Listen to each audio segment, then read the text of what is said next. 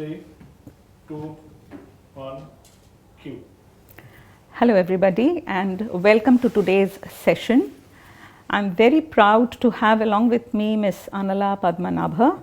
She is a director with McKinsey, and today we have the opportunity to ask her a few questions which we have from the SNU students and the faculties as well.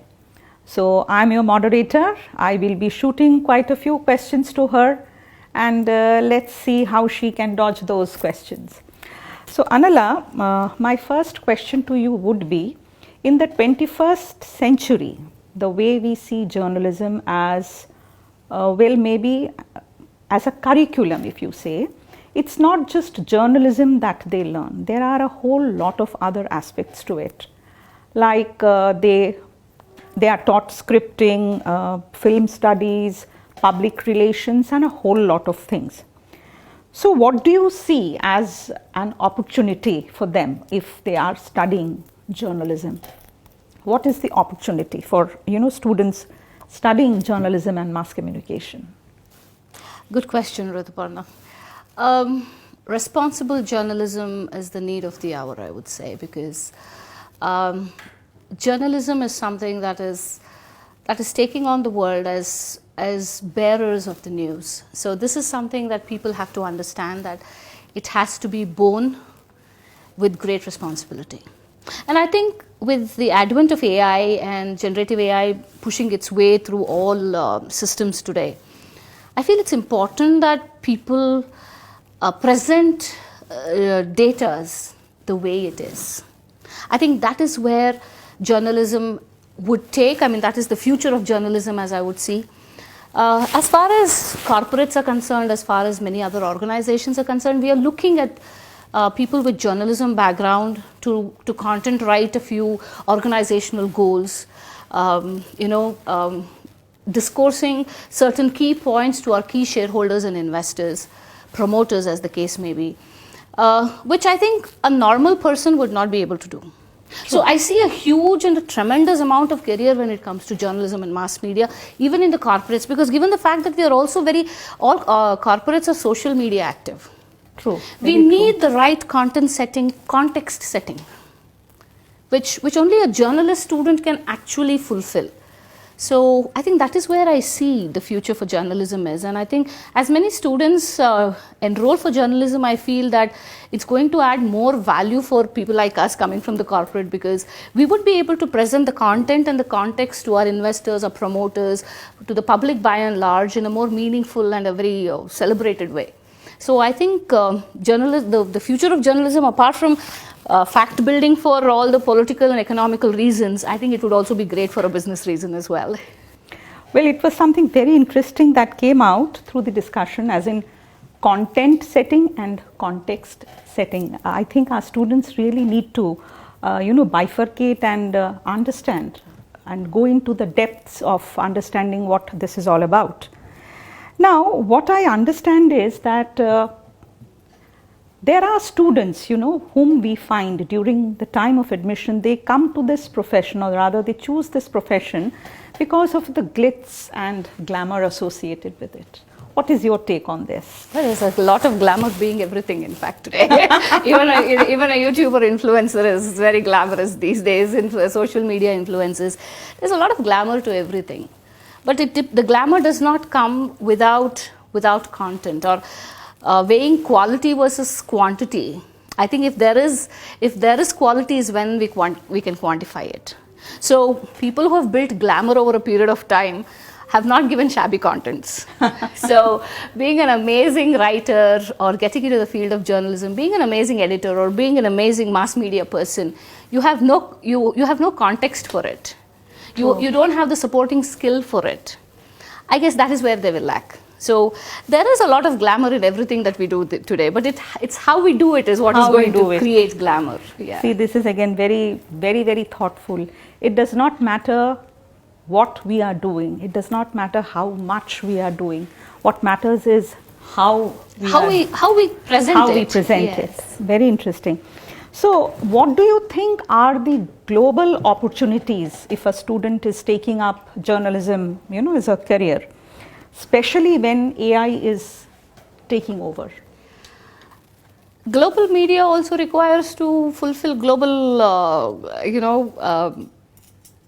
there's a lot of industry journalism today can contribute in, because you have socio-political, socio-economical, political, you have wars going on, you have missile technology, you have rocket technology, you have everything. Choose your genre of reporting. Okay. This is what I would say, because AI cannot report everything. We still don't have the algorithm where AI is capable of perhaps articulating how rocket technology is working. Or perhaps you want to create, how is Elon Musk trying to create a biosphere in Mars, for instance. Fantastic. So AI still cannot articulate these things. There is still a huge amount of gap that is there to be filled when it comes to AI. So journalism, people still depend on these big channels to give them proper and prompt information about what's happening in the field of so many aspects. So I don't think AI will really take away the creativity side of what a journalist has to offer. Wonderful. So that will never go out of fashion. That's a wonderful take. So moving on to my next question, since I take care of the soft skills and the industry interface in this college, do you think soft skills play a crucial role when it comes to journalism?